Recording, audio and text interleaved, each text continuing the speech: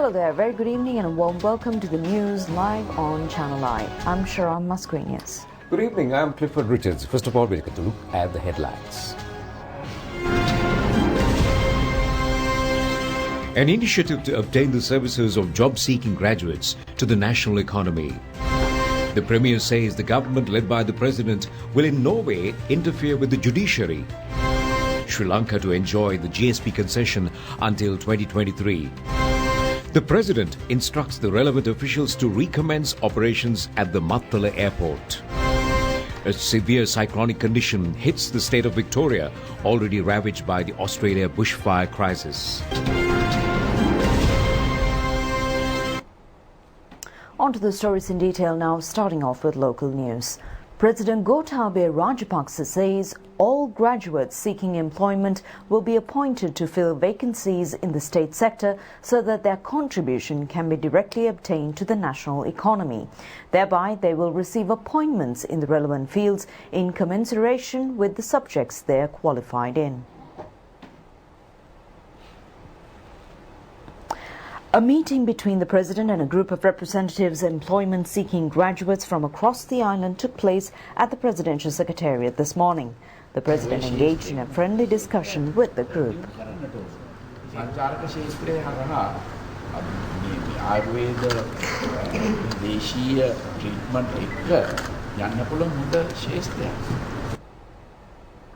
The President stated that details on the vacancies existing at government and semi-government institutions and departments are being collated. Thereby, the recruitment of graduates to fill these vacancies will be expedited. In addition, the new recruits will be given proper training and understanding in their roles. The President said, firstly, leadership training, secondly, subject knowledge of the state sector processes, and thirdly, the state service is a public service. Therefore, the main task is uplifting the economy. Thereby, the relevant knowledge on the various services needed for the upliftment of the economy need to be inculcated in the new recruits. Therefore, it is a must for the new recruits to complete their training period. The President further stated that he will pave the way for all students who pass their A-levels to receive university education. Thereby, after around 3 to 4 years, around 200,000 graduates will pass out from the universities. The President added that it will not be possible to grant government jobs to all these graduates, and if that is the situation, it is another enormous fault in the education system. The President says, therefore, not only focusing on employment in the private sector, these graduates should have the potential, when passing out of university, to become entrepreneurs by beginning their own businesses. The President pointed out undergraduates at leading universities in the world integrate with society by establishing their own company during the last year of their degree. The President emphasized that this is what the universities in this country should also bring about. Therefore, an education which will guarantee that every student is a stakeholder of the future economy needs to be provided. President Rajapaksa further stated the previous weakness of our society is underestimating itself. They are unwilling to take risk. State Ministers Shehan Semasinga, Janaka Vakkumbura, Kanchana Wijesekara and Kanaka Herath were also present. Prime Minister Mahinda Rajapaksa says the government led by President Gotabaya Rajapaksa will in no way interfere with the judiciary. Speaking at a ceremony held at Kalutara today, the Premier said, by influencing the court system, the previous government has humiliated the entire country. The meritorious religious event took place at the Sri Purvarama Dharma Vijaya Pirivena in Kalutara North. The event was organized to confer the status of the Chief Prelate of the Bentara Vihara chapter of the Kotte Sri Kalyani Samagri Dhamma Mahasangha Sabha on Venerable Professor Nelue Sumanawansa Thera. The Venerable Professor Kottapitiya Rahula Thera delivered this sermon. Anunayaka of the Kotte Sri Kalyani Samagri Dharma Maha Sangha Sabha, the Venerable Professor Kottapitiya Rahula Thera said, in the recent past, certain individuals sought to trample down Sri Lankan Buddhist culture. Those insults naturally persuaded all to think in one angle. The Thera pointed out one former minister caused a severe slur on the culture of the country. However, what is needed now is not to debate on those and propagate those ideas, players, but to take necessary steps to save the culture. Prime Minister Mahinda Rajapaksa said, over the past few days, it has been seen that how much society has faced degradation by deploying unsuitable individuals in politics, as their behavior is a black mark on politics. The Premier further stated, if recording telephone conversations brings about a thrill, it is a disappointing state of affairs. He added that it is useless to point a finger at one individual. Everyone from the top to the bottom in governance need to be held responsible. Prime Minister Rajapaksa also noted how judges were contacted and influenced to pronounce certain verdicts and how influencing was done in exchange for promises of promotions.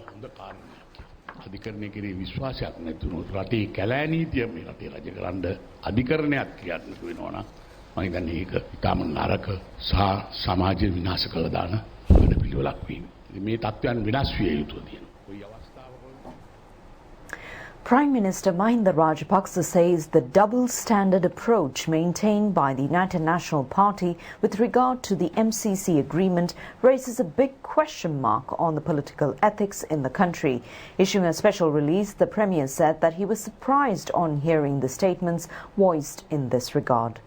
The new opposition leader of the UMP and the parliamentarians of that party have stated on public platforms that the MCC agreement should be ripped apart and that they will leave no room for it to be implemented. However, Prime Minister Mahinda Rajapaksa pointed out a few days before the presidential election, the former cabinet of ministers decided to sign the agreement, and the then Prime Minister had stated to the media that it will be signed before the presidential election. Premier Rajapaksa noted as the then opposition leader, he opposed the agreement. In the release, the Prime Minister Rajapaksa states he pointed out to the then government that it is not ethical to sign an agreement in haste with a foreign country with a few days to go for a presidential election. At that moment, and then Deputy Leader of the UMP, who was a chief member of the cabinet and is the present opposition leader, maintained silence. In addition, not a word about this agreement was voiced for the political platforms of the presidential election. In the release, the Premier points out that when the then government attempted to arbitrarily sign the agreement, Venerable Ududumbara Kashyapatera had to resort to a fast. The Premier pointed out the manner in which former Minister of Finance Mangala Samaravira attempted to sign the agreement in haste by leaving the Parliament and the public in the dark. The former finance minister was a major player in the present opposition leader's camp. Therefore, the Premier emphasises both camps of the UMP were of the same stance with regard to this agreement. Therefore, it needs to be clearly understood by the public as to what stance the UMP holds with regards to the MCC agreement. The Premier in the release further states that the incumbent president has appointed an expert committee to report on the contents of this agreement, which was approved by the UMP Cabinet of Ministers.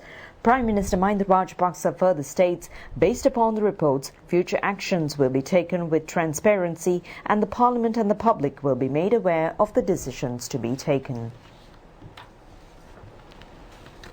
Sri Lanka can be described as one of the most attractive travel destinations in the world. Therefore, many projects are launched to attract tourists to the country. However, an unfortunate fate has befallen upon a development project that was launched at a cost of more than 20 billion rupees for the convenience of tourists and for the development of the country.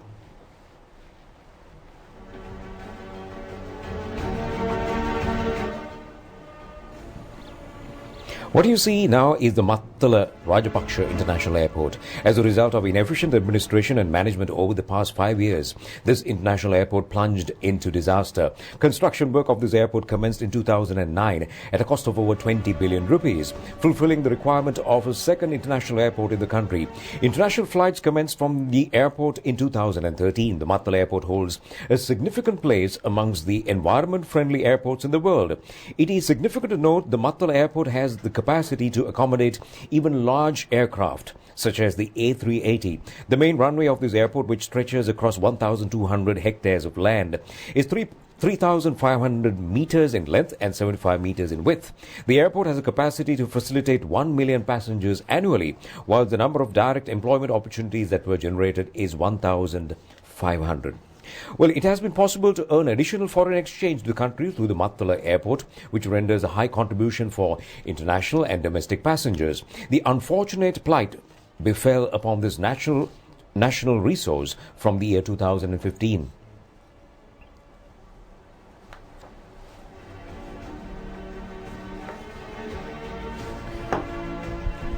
Back then, former Prime Minister Ranil Wickremesinghe said the prevailing flights touching down at the Mattala Mahinda Rajapaksa International Airport are not increasing in number. Temporary steps will have to be taken to store paddy at the airport, he said.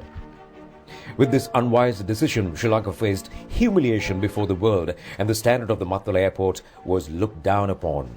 This disaster came to a stop on the 16th of November last year when Gotabaya Rajapaksa ascended to presidency. The president instructed chairman of the Airport Air Transport Services Company G.A. Chandusiri to expedite the plan on commencing flights from the Mattala International Airport.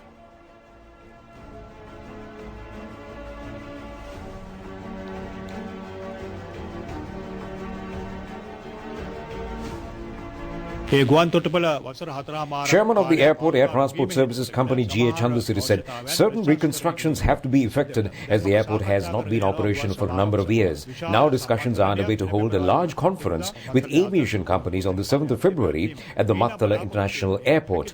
This is the objective, with the objective of recommencing flights with many aviation companies. In addition, steps are underway to establish a service centre attached to the airport.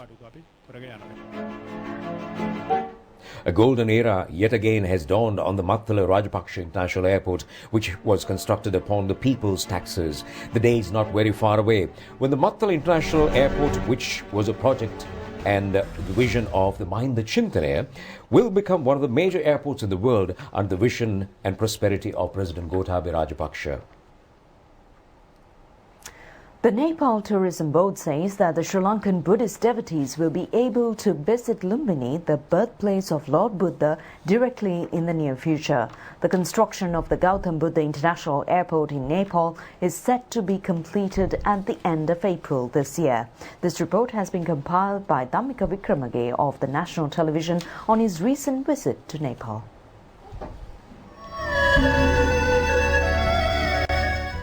Lumbini is Lord Buddha's birthplace, one of the world's most important spiritual sites which attracts Buddhist pilgrims from around the world. According to Buddhist tradition, Mahamaya Devi, queen of Shakyakin Suddhodana of Kapilvastu, gave birth to Prince Siddhartha, later became known as Lord Buddha after his attainment of the perfect enlightenment under a beautiful salgrove while passing through the Lumbini garden to the kingdom of Kolia on a Vesak full moon Poya day. The historical incident took place in the Rupavahini district of Nepal. The holy site of Lumbini covers an area of 2.56 square kilometers and encompasses of eastern and western monastic zone, with eastern having the Theravadian monasteries while the western having Mahayana and Vajrayana monasteries. Mahayadevi temple is the most important historic Buddhist temple situated at the ancient site of Lumbini. The Mahayadevi temple was restored and reopened for the public for the first time on May 16, 2003, marking the 2547th birth anniversary of Lord Buddha. Lumbini Garden was made a World Heritage Site by UNESCO in 1997. A large gathering of pilgrims from around the world had visited the Lumbini Garden, even though it was a rainy day upon our arrival at the site. But I appreciate Buddhism as philosophy. It's rationalism which is helping to find the path. Sri Lanka and Nepal together, we can promote a special segment of Buddhist circuit. But we are trying to promote and educate many visitors that it is always good to start your journey from the birthplace of Buddha itself. We are going to complete our new airport, Siddhartha Gautama International Airport, that is going to be completed by the end of this April 2020. From then onwards, we will have direct connectivity, and the roads are being constructed. Everything will be completed within this 4 to 5 months of time. Then I think easily the many visitors from Sri Lanka, they can directly connect Nepal.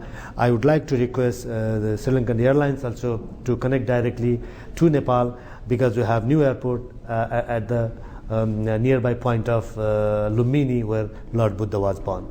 This is the Ashoka pillar, which was erected by Emperor Ashoka in 249 BC. It is the most noteworthy monument and authentic historic document of the birthplace of Lord Buddha in Lumbini. The inscriptions engraved by the Mauryan Emperor Asoka is still intact and testifies the authenticity of the birthplace. The government of Nepal plans to uplift the domestic airport to an international one. This will also create opportunities for Sri Lankans who can fly directly to Lumbini and worship the place. I'm Dhammika Wickramaga of Rupavahini reporting from Lumbini in Nepal.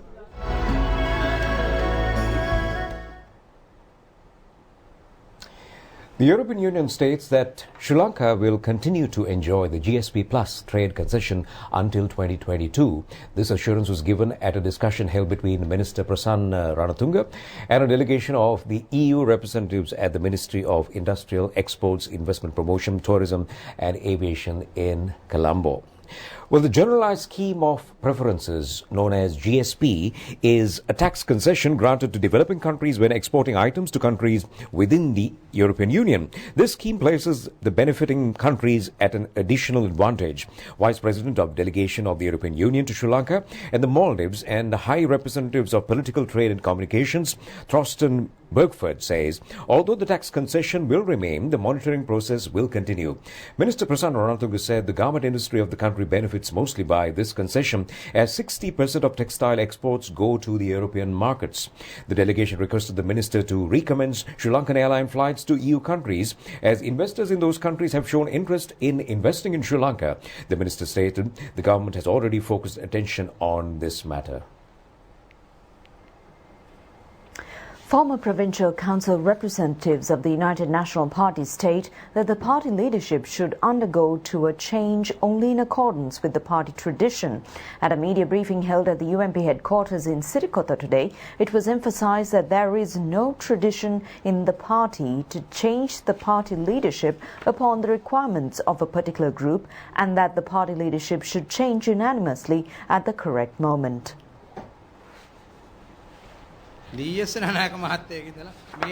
Former UMP Southern Provincial Councillor Ashoka Dhanavansha said, since the time of the first-time Prime Minister of the independent Ceylon D.S.N. Anayaka, there have been certain internal issues in the party, and at present, former Prime Minister Ranil Wickremesinghe is faced with such a challenge. However, there is a procedure and a tradition in the party will come to appointing the party leader, and that tradition needs to be preserved and taken forward.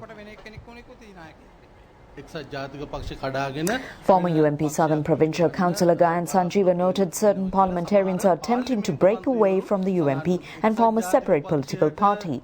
The former provincial councillor stated such parliamentarians are those who have no love for the UMP and are unable to go amongst the voters in their respective electorates, so they are attempting to retain their seats in parliament by displaying a popular slogan.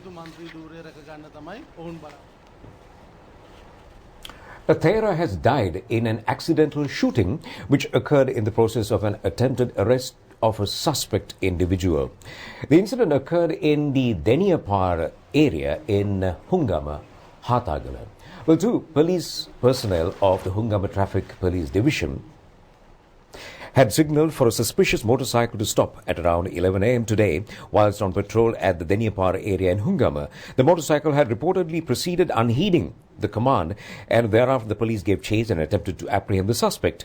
In the altercation that occurred, the firearm of the police constable got activated, resulting in the Thera sustaining injuries. The police state the Thera succumbed to his injuries after being admitted to the Angunapula Palace Hospital. The Thera was en route to an almsgiving in a van when the shooting took place. The deceased Thera is a 21-year-old bhikkhu of the Hathagala Purana Rajamahawihare by the name of Buttala Unavatune Silaratana Thera. The suspect who attempted to flee has been apprehended, and information has surfaced that he is connected with drug smuggling. Statements also have been recorded from the two police constables.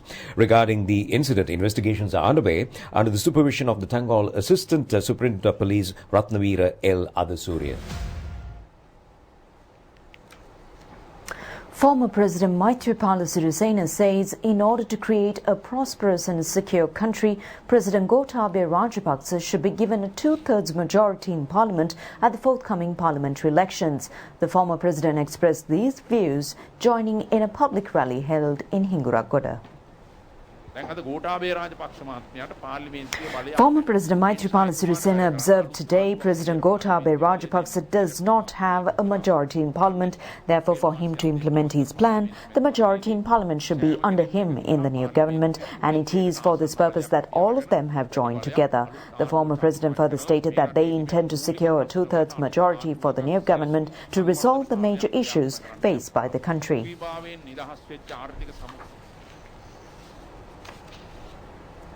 Minister Dinesh Gunawardena says, in order to empower the people's verdict given at the presidential election, the government needs to secure a landslide victory at the forthcoming general election. Speaking at a rally held in Homagama area, Minister Dinesh Gunawardena said the term of the present parliament is reaching its completion of 4.5 years, and the full responsibility of establishing governance respecting the democratic public verdict is vested with all of them. The minister further stated a parliamentary majority is needed to scrap legislation detrimental to the country and to implement laws to bring about a concessionary plan on behalf of the people. Minister Gunawardena also noted the current parliament came into power in 2015, and at present the interim government has had to manage its expenditure within the vote on account passed by the former Prime Minister Ranil Wickremesinghe for a period of 4 months.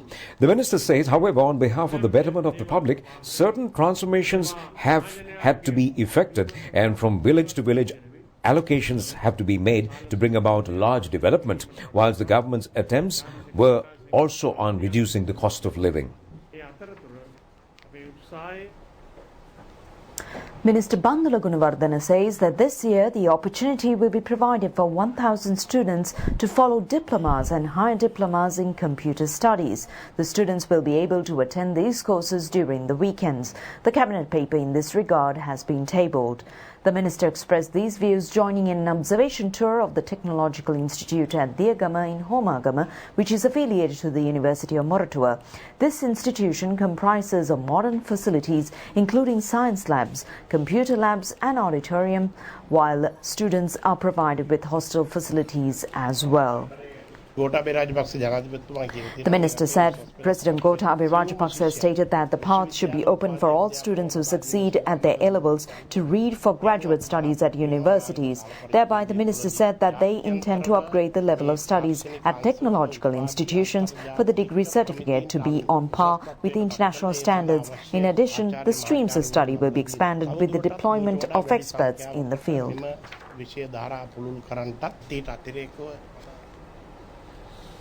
A computer and language training center was declared open at the Sri Dharmavardhanarama Purana Vihare in Audangava today. The inauguration ceremony was presided over by the French ambassador in Sri Lanka, Eric Lavator. The project was launched under the initiative and the sponsorship of the chairman of Salan Holidays Institute of Frank Michel Salan and the chairman of the Connaissance de Salan, Chandra Wickremesinghe. The cost involved has been estimated as 4 million rupees.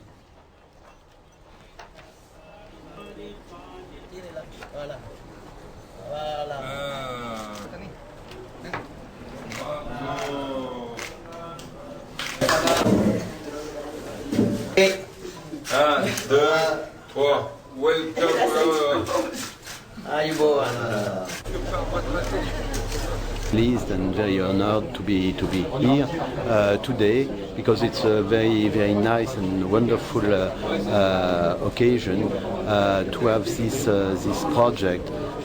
It's a very simple, very small project, but important for the population, for the people from this area.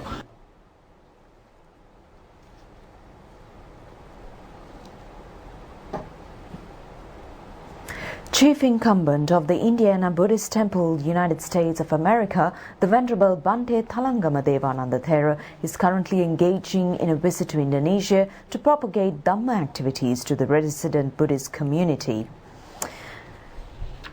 The Buddhism has a long history in Indonesia and is recognized as one of the 6 official religions in the country. Close to 0.7% of the total citizens of Indonesia are Buddhists and numbered around 1.7 million. The Venerable Bhante Thalangama Devananda Thera has engaged in various Dhamma activities during the visit. Activities include chanting Pirit, Pindapatha, Abhayadana, meditation sessions and Dhamma sermons for the Indonesian Buddhist community. The Thera has also donated wheelchairs and other necessary equipment for the disabled and needy communities in Indonesia during the visit.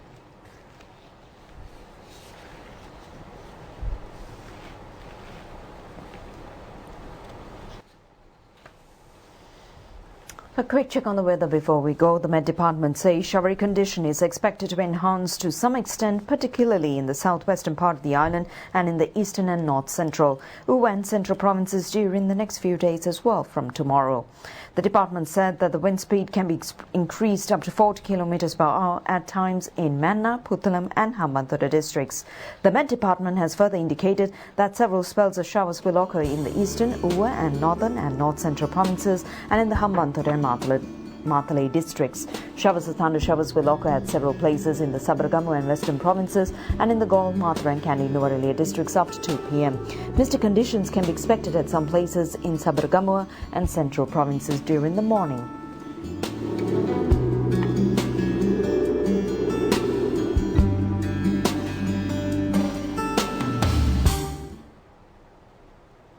Well, that's the weather and we are good to go. Do enjoy the rest of the programs. Take care and good night.